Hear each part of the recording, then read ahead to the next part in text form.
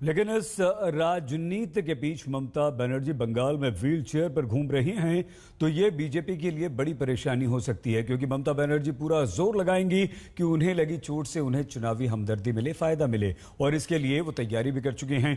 कोलकाता में आज Mamata Banerjee wheel chair पर बैठकर निकली, रोड शो किया, तो बाद में अपनी चुनावी सभाओं के लिए भी वो निकल पड़ी। लेकिन ममता बनर्जी के इस इमोशनल कार्ड की वैलिडिटी कितनी है, ये इमोशनल कार्ड कितने दिन चलेगा, ये कहना बहुत मुश्किल है, क्योंकि चुनाव आयोग ने उनकी चोट के मामले में बहुत बड़ी कार्रवाई कर दी है।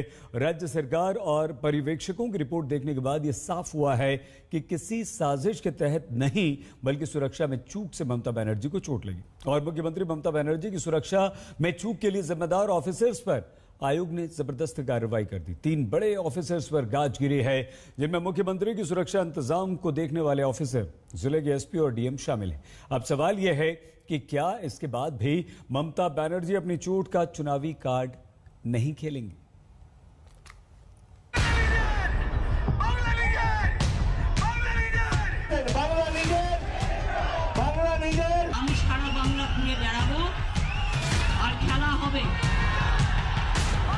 पैर में पट्टी, व्हीलचेयर और 5 किलोमीटर का मार्च। ममता बनर्जी जैसी नेता ये मौका नहीं छोड़ सकती। चुनाव का पूरा माहौल अपनी चोट के इर्द गिर्द कर दिया। ऐलान कर दिया कि बंगाल में अब खेल और भी जबरदस्त होगा। আমি শুধু আপনাদের কাছে এটুকুই বলবো, আমার জীবনে অনেক আঘাত, অনেক প্রত্যাঘাতের মধ্যে দিয়ে, অনেক লড়াইয়ের মধ্যে দিয়ে আমি পেরিয়ে এসেছি, কিন্তু আই নেভার বাউ ডাউন মাই হেড। কিন্তু ডাক্তার 15 দিন বেড রেস্ট নিতে বলেছিলেন, কিন্তু আমি যদি বেড রেস্ট নিই তাহলে বাংলায় মানুষের কাছে পৌঁছবে কে? আর তাহলে তো যারা পরিকল্পনা করে, যারা চক্রান্ত করে, তারা সাকসেসফুল হয়ে যাবে। আমাকে বেরোতেই হবে, আমাকে ভরসা রাখুন। আমি আবার বলছি, আমি হুইল চেয়ারে ভাঙা পায়ে আমি সারা বাংলা ঘুরে বেড়াবো, আর খেলা হবে। মনে রাখবেন, নিহত বাঘের থেকেও আহত বাঘ আরো ভয়ঙ্কর। जख्मी शेर और भी खतरनाक होता है। दीदी ने यही संदेश दिया है और अपने कार्यकर्ताओं में जोश भर दिया। व्हीलचेयर पर बैठी दीदी के साथ साथ पार्क स्ट्रीट से हाजरा तक उनकी पूरी सियासी सेना चल रही थी।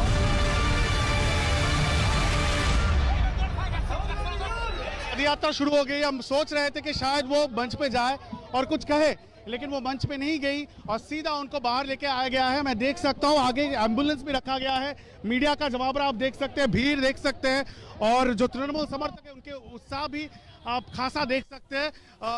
भगदड़ जैसी मच गई है, और यही होता है, ममता बनर्जी जब भी कहीं पे जाती है तो भीड़ उभर के आती है।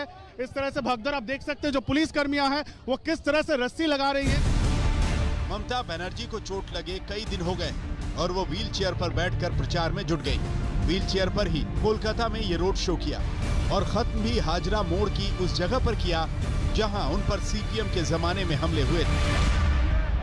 अभी ये माटी जो है ना, बंगाल की माटी बहुत ही ज्यादा गड़बड़ है।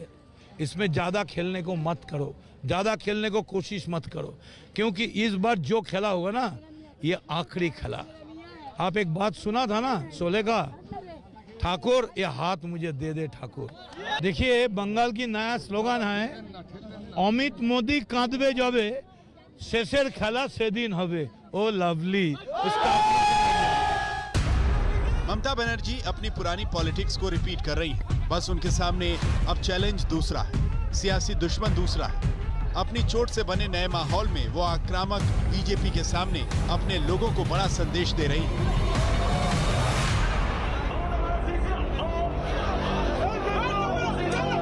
She is biologically much more fitter than many elderly people. ঠিক আছে, উনি এমনি নর্মালি 7 থেকে 8 কিলোমিটার হাঁটেন, বাট ওনার ওপর যে এটা নোংরা অ্যাটাকটা হয়েছে, এইটা সব থেকে বড় ব্যাপার। আমরা আমাদের বাবা মাদেরকে কতটা প্রোটেক্ট করে রাখি, উনি একটা 60 ঊর্ধ্ব মহিলাকে যারা এই ঘৃণ্য অ্যাটাকটা করেছে, আমার মনে হয় ইউথ হিসেবে আমাদেরকে সেটা প্রতিবাদ করা উচিত।